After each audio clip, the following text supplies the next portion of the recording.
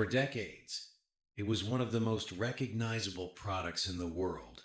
A white bottle, a soft scent, a name that became almost interchangeable with trust.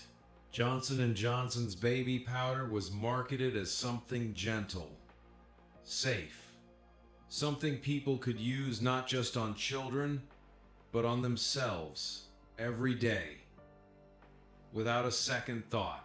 That assumption lasted for generations.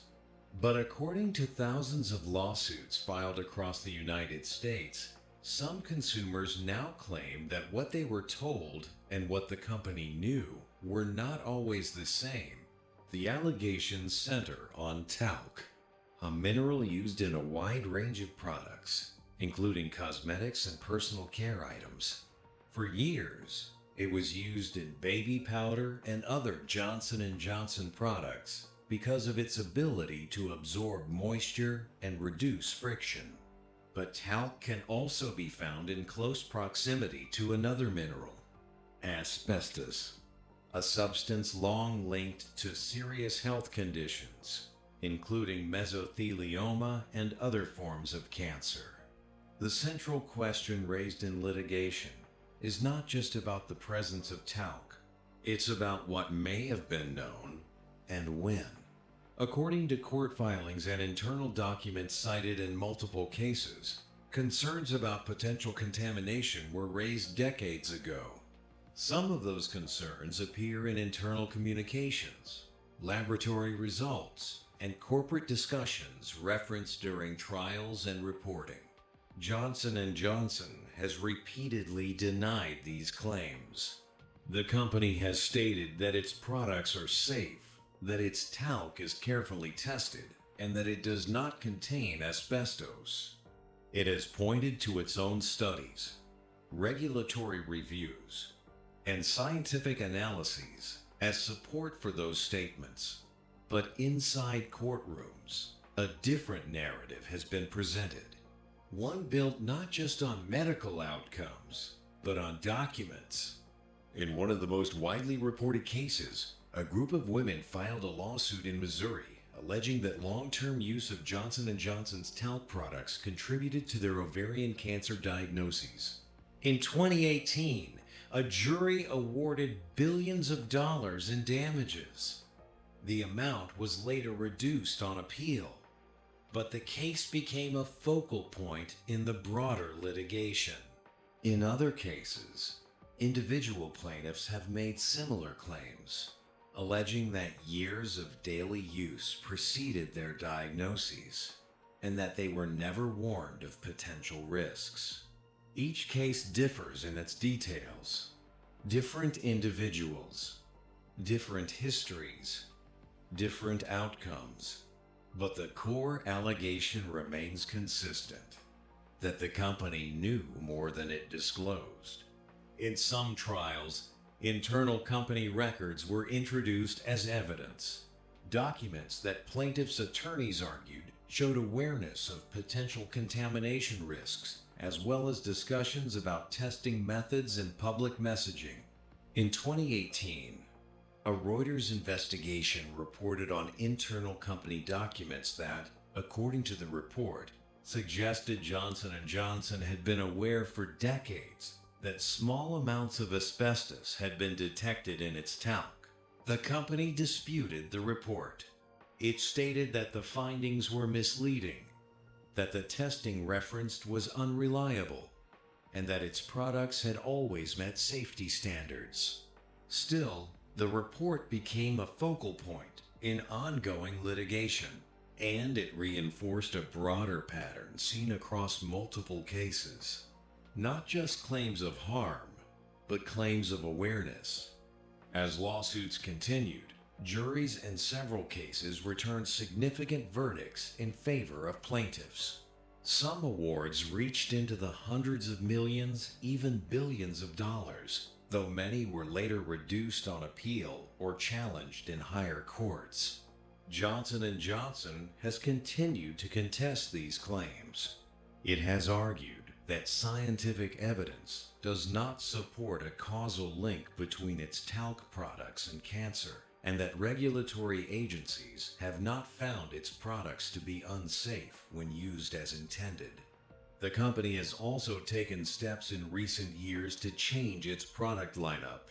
In 2020, Johnson & Johnson announced that it would stop selling talc-based baby powder in the United States and Canada, citing declining demand and what it described as misinformation surrounding the product.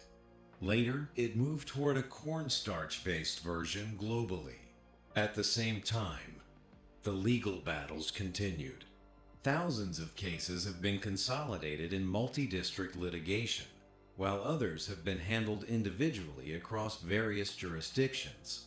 In an effort to manage these claims, Johnson & Johnson attempted a legal strategy that drew significant attention. The company created a subsidiary and transferred certain liabilities to it, then placed that entity into bankruptcy. The move, sometimes referred to as a Texas two-step, was intended to resolve claims through a bankruptcy process rather than individual trials. Critics argued that the strategy was designed to limit payouts and avoid jury trials. Johnson & Johnson defended the approach, stating that it was a legitimate legal mechanism aimed at fairly resolving claims. Courts have examined the strategy multiple times, with mixed outcomes. At various points, bankruptcy filings were dismissed, allowing litigation to continue. And through all of this, the central questions remained. Not just about talc, but about information. What was tested? What was found? How it was interpreted? And how or whether it was communicated. For consumers, the issue is difficult to trace. Most people do not read internal corporate documents. They do not examine testing methodologies or regulatory filings. They rely on something simpler: trust. Trust that products sold for everyday use, especially those marketed for children, have been thoroughly evaluated. Trust that if concerns arise, they will be addressed clearly and directly. And when that trust is questioned, even in the form of allegations, the impact extends beyond a single product. It becomes something larger. A question about how companies respond when concerns are raised, how decisions are made behind closed doors, and how much of that process is visible to the public. Johnson & Johnson maintains that its products are safe and that the claims against it are not supported by reliable science. Plaintiffs continue to argue the opposite. Courts continue to evaluate the evidence, and the outcome of those proceedings will continue to shape how this story is understood. But regardless of where individual cases land, the broader issue does not disappear, because situations like this are not defined only by final verdicts. They are shaped by the timeline that leads up to them, the points where concerns first appear, the way those concerns are handled, and what happens next. Because when a product becomes part of daily life, something used without hesitation, without second thought, the expectation is not just that it works, but that it's safe, and that if there are questions, they will be answered clearly, fully, and without delay. The lawsuits surrounding Johnson & Johnson's talc products do not all say the same thing, but they do point to the same underlying issue: a gap between what is alleged to have been known internally and what was understood publicly.